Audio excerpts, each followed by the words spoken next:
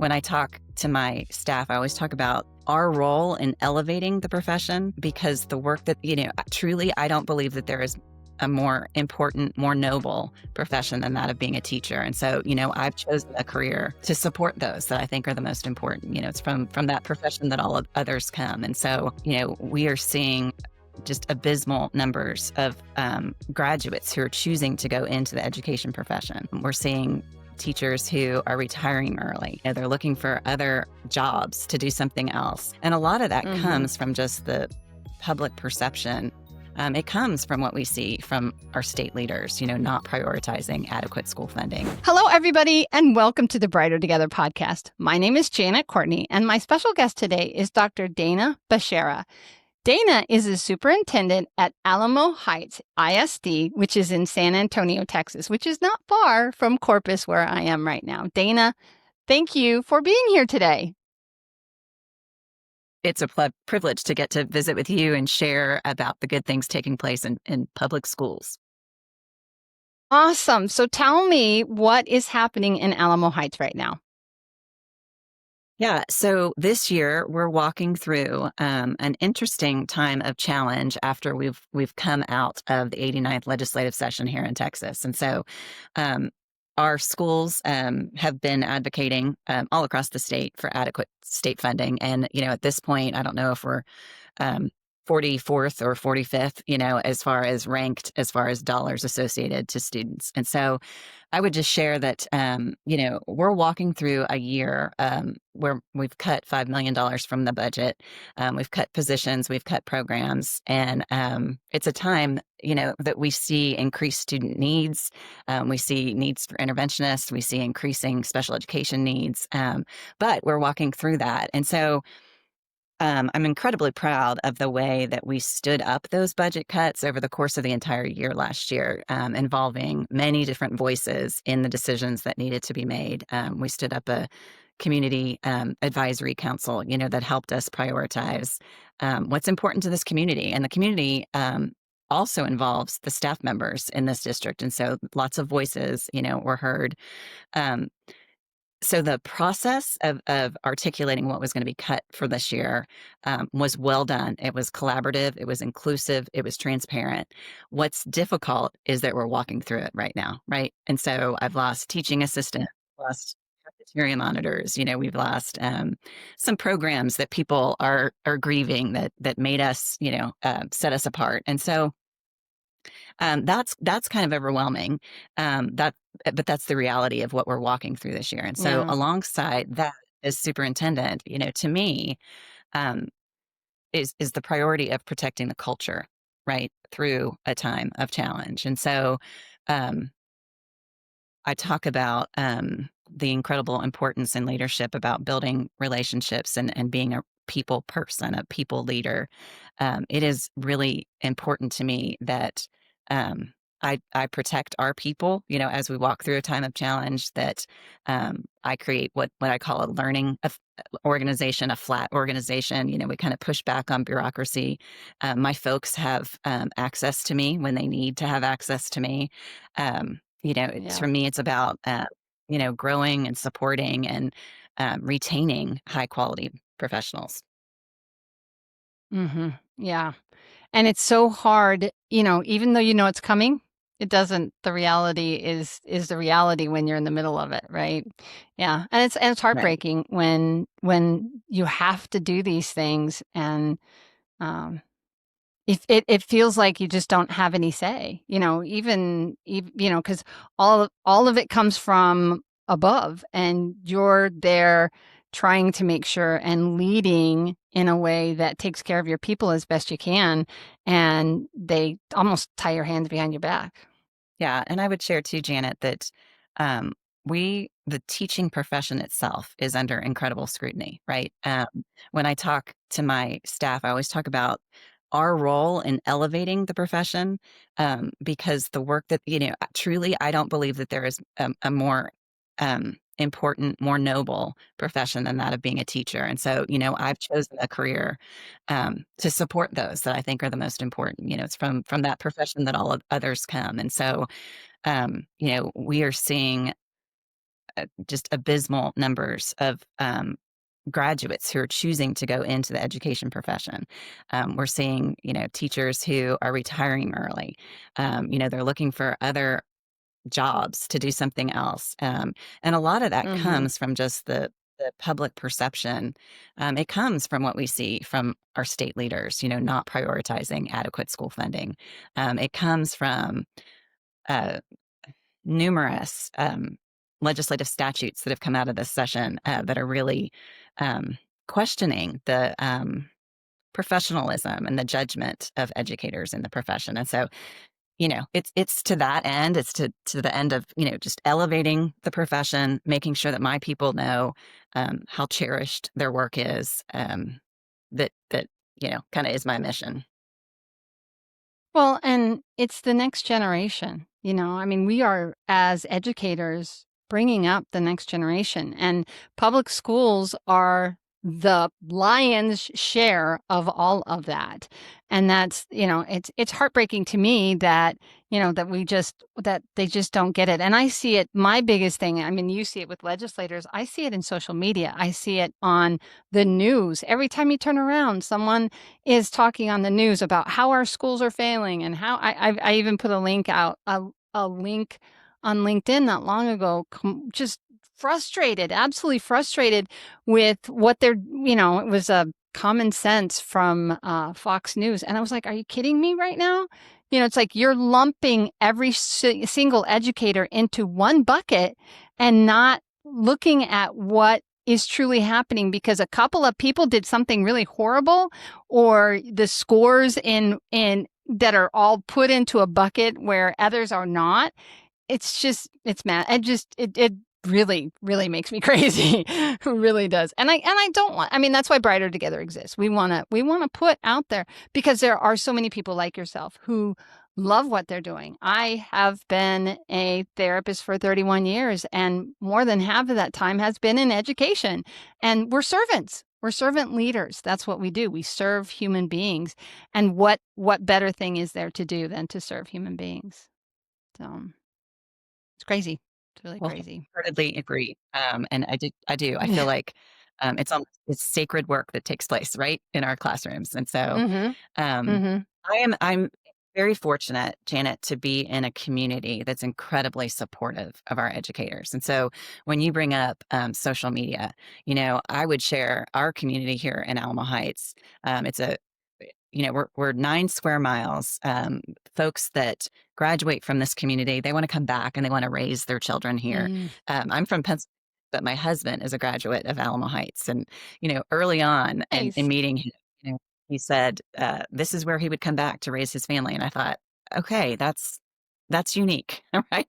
Yeah, And, right? that was 30 years ago that I started here as a first year teacher, and have done a little bit Wow. of every position along the way. I've been at our middle school as an administrator. I've been principal at our elementary school. I've done human resources, communication, and then assistant superintendent for 8 years. And so um, I talk about my work being professional, but it's very personal to me. Just my husband's connection to this Mhm. community.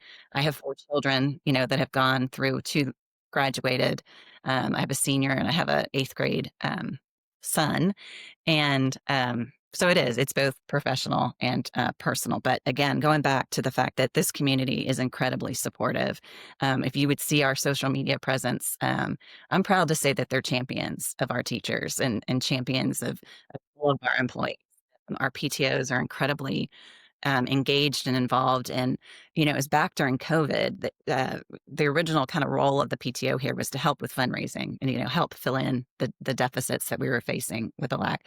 But I just said to them back then, I said, I just need you to take care of our people. Like, they need to feel community love all the time. And they do an incredible job.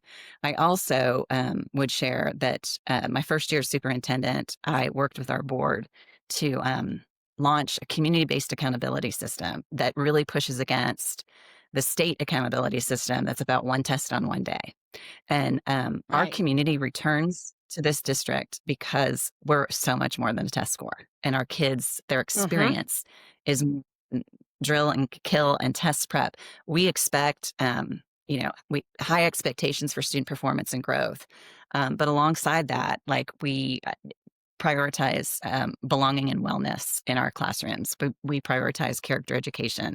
It's important to talk about college and career readiness, to talk about community engagement, to talk about student engagement and extracurriculars and athletics. It's important to talk about financial, fiscal responsibility. All of that should be part of accountability. And again, just very proud to work with a school board that has allowed us to launch that so that, when I get my A to F score that comes out and I drop from a 90 to an 89, the world doesn't fall apart. They're like, Dana, there's Right, great things taking right. place, in schools. And Yeah. so that feels really good. Yeah. And that's the point, right? That's why I talk. That's why I bring superintendents and special education directors here, because you guys are the leaders in what is happening. You're managing the entire school, and special education directors have a special place in my heart because I'm an SLP. I that's what I do, special education and special education teachers and related services and all of those things. That's why Lighthouse Therapy exists. But it just is the work that is being done day in and day out, thanklessly, a lot of the time, it's incredible. And I love that you have that you have a community that realizes, and it's something that I think that as we as advocates for education need to make it clear that yes, there is a score, but that score is not the embodiment of what makes Alamo Heights such an incredible place to be. And that's the thing that matters the most. Yeah. So awesome. Fantastic. There are a And lot of and points of pride. how, go ahead. Yeah, go ahead. Well, no, I mean, the community-based accountability. I mean, academic achievement, academic progress is always, forefront, right? But to to serve in a community where, it's about AP Scholar information. It's about our Iowa and COGAT achievement test. It's about, our MAP progress monitoring. It's not just about that final test at the end of the year that really doesn't help guide instruction, right? It just kind of looks back on the year. And it's an example of how a student does one day over the course of the year. And so just a lot more meaningful way to look at accountability, look at student growth and progress. And I'll tell you, when you're an SLP and you're doing an assessment and you're talking at an IEP meeting, one of the things that we say all the time is that is how that child was performing at that time, on that day. That's it.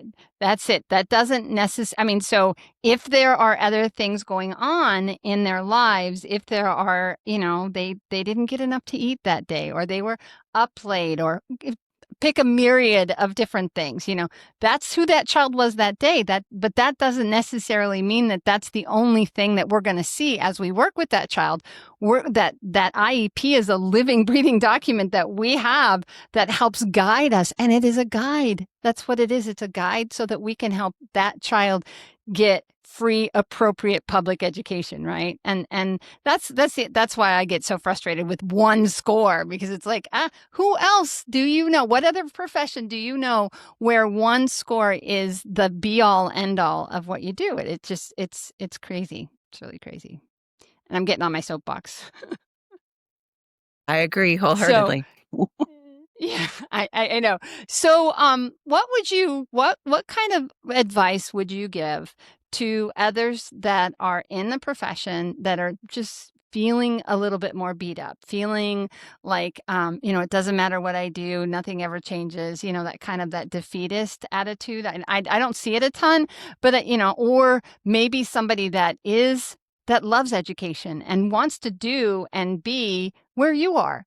So what kind of advice would you give to them?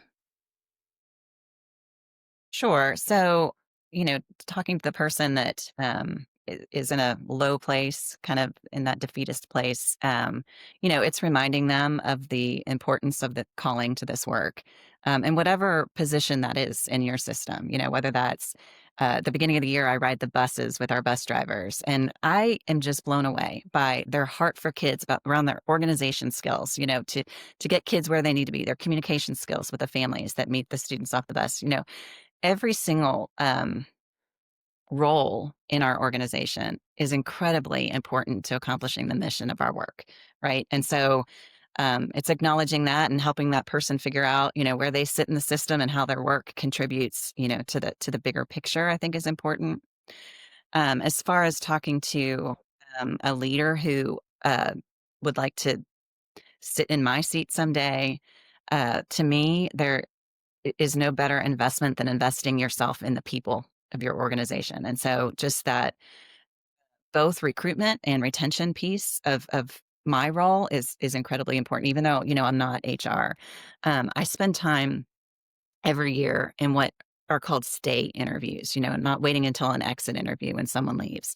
I ask our principals to identify non-negotiable, I mean, sorry, irreplaceable teachers and staff members. And I sit down with them, with my HR director, and I ask them, what is it that makes you get up in the morning and feel excited about coming to work here? And, I ask them about who are the people that support their work the best. I have a series of questions that I go through.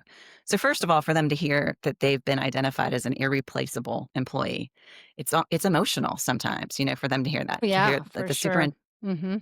and the HR director are going to come and sit around a table and hear from them, because I say, your input helps me know how to best protect the culture here, right? And I talked a little bit about just people and positive culture, to me, is what it's all about. So that has served us well. We have new employees every year, and I invite them to come around the table with me 4 times a year as a group, just to have access to the superintendent and just to kind of talk about their experience. I walk them through kind of, I don't know, community nuance. Like for today, we have our Howdy Night Parade, which is a homecoming parade. So I kind of talk through with them what makes us unique, what our special language is. And so they can feel like they're part of it and not an outsider. Um, just thinking through. So I guess that's the advice. That's the answer to that question, is just thinking through ways to be present, and to listen to people and to validate their voices. And a lot of time, I hear that folks will tell me, like, I feel like I'm seen in this district, Dana, and Mm-hmm. sometimes Yeah. straight, the superintendent is so far removed um, from the classroom teacher, from the SLP, the bus driver, right? Are you struggling to keep speech therapy fully staffed or tired of high turnover? You're not alone. At Lighthouse Therapy, our speech language pathologists are seasoned professionals, and most of them have over 16 years of school based experience. They're not just qualified, they're consistent, relational, and results driven. We offer 3 flexible delivery models: virtual therapy, hybrid therapy, and in person therapy. It's speech therapy done right for you and your students. Learn more at lighthouse-therapy.com/brighter together. Mm-hmm. Yeah, from the custodian. Yeah, from the Right. kitchen Right. worker. Yeah, absolutely, 1000%. It's so important to know that you're seen. That's something that we strive for all the time here as well, is because every single person that works under us is the person that's making the miracle happen, right? They're the ones that are doing the work. We are guiding and helping and managing all of that. But boy, we couldn't do it without them. That's for sure. Yeah. That's beautiful. It sounds like you have developed a very lovely place to work, and that's such a great thing. So how you said you're 9 square miles. Tell us a little bit about the demographics of your school. I'd love to hear a little bit more about that. We have 5 total campuses. We're about 4,800 kids. Um, we Okay. have 33 different languages that are represented here through emergent bilinguals and newcomers. We have 25% of our students are on free and reduced lunch. We have got 60% of our students that are Hispanic, and um, 30 some percent that are white. And people, there is a perception sometimes about Alamo Heights that we are not as diverse as we are. And when I visit with new Mm. employees, I always want to talk to them about the fact that we have got students who are food insecure, right? And we have students of great privilege in this district.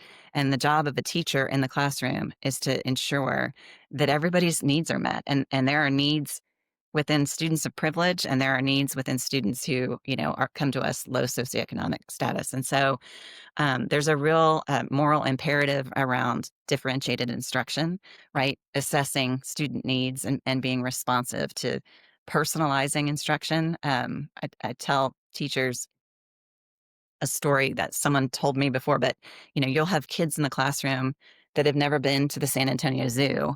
And you have kids in the classroom that over summer, they went to China and they saw the pandas, So it's just Right. making sure, it's important to me that our employees have the heart for all kids, right? And the Hmm. understanding that it's work to meet, disparities of needs like that.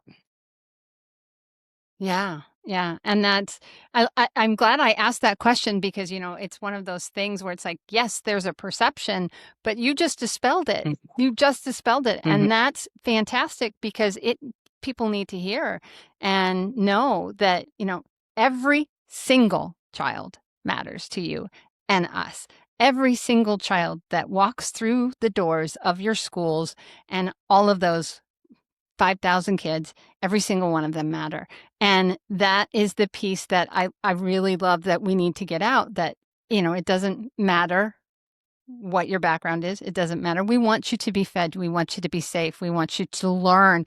But we know that you need to be fed and safe and clothed and healthy and not hungry in order to learn. And you need to feel confident in yourself as well. And you guys are doing it, and I think that is kudos to you. If I wasn't doing what I would do, I would love to work under you because I know you would take care of me, and that's a beautiful thing. It's a beautiful thing. I try very hard to do the same thing here because, and I don't get to see everybody because we're a national company. So, we have therapists that are all over the United States, and we actually have a day where we say, come and meet the CEO because I don't want them to just see me as a picture on, whatever, Right, because it matters that right, they know who it is that, and for us to be a therapy company run, our mission is to be a therapy company run by therapists for therapists for the betterment of students. The students always, right? Always the students, that for the betterment of students, but the therapists, like we talked about, being the person, all of these people are required to do the job. Those therapists are the ones that are out there every single day working and that's right. serving those kids. And we have 2,300 kids almost right now. So it's the same thing. We're all going in the same direction, aren't we? So that's fantastic. So, Dana, where do people go if they want to learn a little bit more about Alamo Heights ISD? Sure, we have a pretty robust website, and you can find that at www.ahisd.net. So it's Alamo Heights Independent School District, ahisd.net. Fantastic. And I'm assuming they would be able to get a hold of you there as well. Absolutely, absolutely. My email's Awesome. on there. I've Yeah. got a superintendent page. Um, One of my joys in this job that we just uploaded to my superintendent page is my student advisory council, and meeting 4 times a year with students in 11th grade, 8th grade, 5th grade. So you just made me think about that, talking about my landing page. But there's a lot on there about my priorities and my background and my heart for this work. Yeah. Yeah. And that's I know the most amazing thing about leaders, and every single person that I've interviewed on this podcast is so open to helping. So, I'm sure there'll be somebody that'll reach out and say, "Hey, I saw your podcast. Help me with this." Or can you talked about the questions that you ask. I love the stay interviews.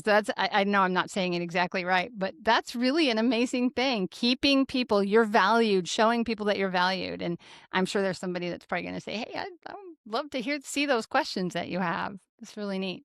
So thank Also you, share, Janet. Dana. I just absolutely. I'm gonna say No, one last thing go ahead. here. I Yeah, just have a absolutely. big heart big heart for encouraging women into leadership roles. I feel like, when we look at our administrative staff, when you look at superintendents, you don't see the representation that you see in our classrooms, where 80%, 85% are women. And so, that's a passion of mine, is encouraging and supporting, women to step up into that next role. And so I just put that out there, that if anybody needs to visit with someone about that, I've got some good pointers. And again, just a big heart for encouraging women. Yeah. Yeah, I love that too. Because there is a dichotomy there, isn't it? What? I'm sorry. I said I'll stop talking now. I keep adding different things in. No, I love it. It's good. It's a good thing. You're definitely a person that has a lot to offer, and we need more like you. We need more people that have that kind of passion and love the kids and love what they're doing, and are an advocate for education and for the students that are in front of you, and for the students in the United States. We have to keep putting it out there. Change doesn't come if we sit on our hands and say, oh, poor me, I wish it was better. It doesn't happen that way, right? It happens through conversations like this, and somebody else talking, and hopefully it goes beyond that. And I'm a Christian, so I believe that God's involved as well. I don't deny or back away from that either, because it's important that people know that they're loved and that somebody cares about them. So keep up the good work. I'm going to ask you my last question. If you could miraculously solve one thing, just one thing in your world, you never had to think about it again. It can't be money. Everybody needs more money. We know that. But if you could just fix one thing, what would that one thing be? Oh, it goes back to the elevation of the teaching profession. Like, if I could somehow wave a magic wand, and teachers were thought of and considered, at the professional status of a doctor or an attorney. Mm-hmm. I No, that's what I'd do. I would wave my wand and make sure that they were recognized for the everyday superheroes that they are. Mm-hmm. And get paid for the work that they do, truly at a level that they should be paid for. I agree with you. That's fantastic. Great answer. So, Dana, thank you so much for your time. It has been an absolute pleasure to speak with you. And thank you for taking the time to be on Brighter Together, because we're brighter together.